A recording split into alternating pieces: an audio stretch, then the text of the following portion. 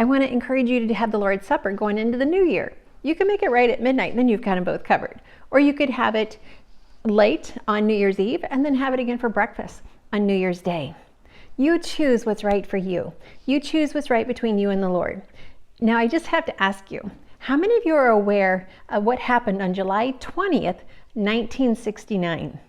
If you know before I tell you, put it in the comments down below. I want to see how many of you already know this. Well, that was when Neil Armstrong and Buzz Aldrin planted the flag on the moon. And it has been noted that Buzz Aldrin, not only did he plant the flag on the moon, but he celebrated the Lord's Supper there on the moon. He wanted to give reverence to God and all that he was able to help them to do. Can you just imagine that? I don't think that was in any of the history books that I read, but it's nice that history tells us how much God, it was in the lives of people that have made a significance in our past and in our history. But God is at work in your life too. And taking time out to have Lord's Supper on New Year's Eve and possibly New Year's Day or one or the other, whatever works for you, is just a great time to celebrate what God wants to do in the year coming up. Now, if you don't remember from my other videos how to make unleavened bread, then I'm going to show you right now how to make this bread, how I just made this bread. If you've already watched those videos, you're already making unleavened bread, then go ahead and enjoy it with me on this New Year's Eve so that we can always be thinking about serving Christ. To make our unleavened bread dough, we're going to go ahead and take 2 cups of flour. This could be any flour that you prefer, spelt, kamut, one of the hard reds, hard whites, any of those would work. We're going to add 3/4 a cup of cold water. Now you can use any type of liquid that you want. We just want the ingredients to be cold. Go ahead and add in your salt. Now my salt looks a little colorful here. I've added in some garlic and some other Italian seasonings, but we definitely want 1 teaspoon of salt. And then we're going to go ahead and add 2 tablespoons of oil. And basically, besides the garlic and other seasonings, all you need is salt, water, flour, and oil. And if you're short on oil, you could do it without the oil. Mix this up really well. You'll notice I still have 1 ingredient left.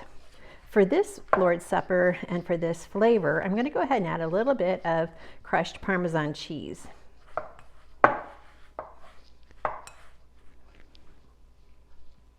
Just to add a yummy flavor. Now I'm going to go ahead and knead this by hand to get all of the ingredients mixed really well.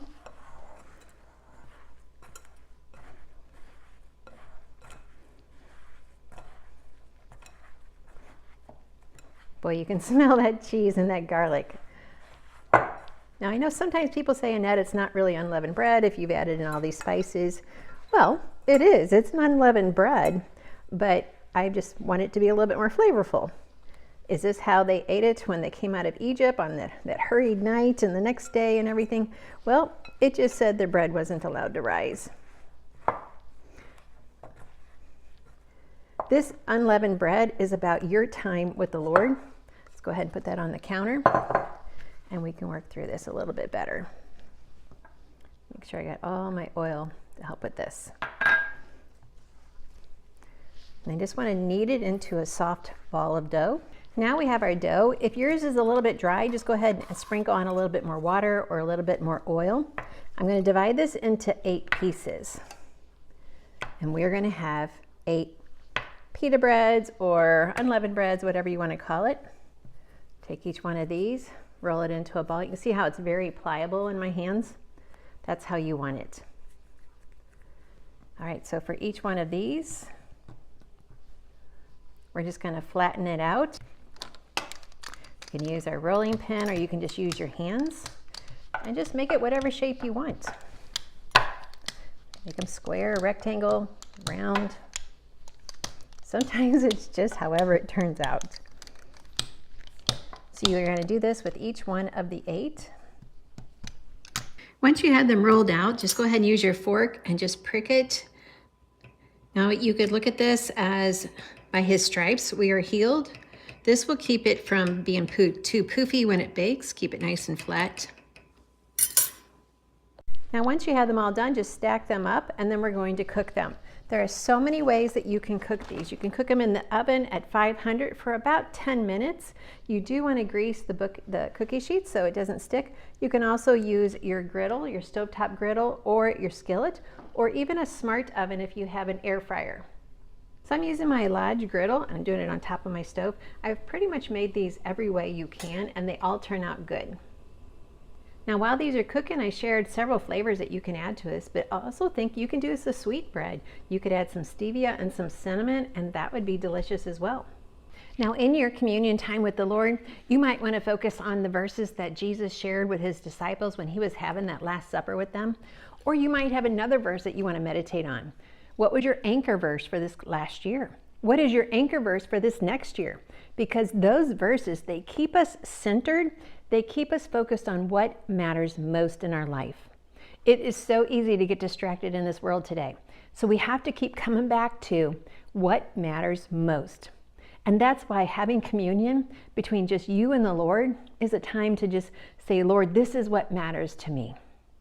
This is what matters in my family life, in my work life, in my health. This is what matters. And I want to take this time now just to praise you and to thank you for how you're working in every area of my life. If you want, share in the comments down below, what is your anchor verse? What is your verse for this new year? What is the verse that brought you through last year? I can't wait to read your comments because I know they're going to bless everyone. Well, thank you for letting me share this video with you today, and I hope together we are breaking bread. Even though we are across the globe, we are around the world, we still get to break bread together. It may be at different time zones and at different times of the day, but still we're coming together as one body in Christ, celebrating what the Lord has done, celebrating what the Lord is getting ready to do, and enjoying our relationship with him.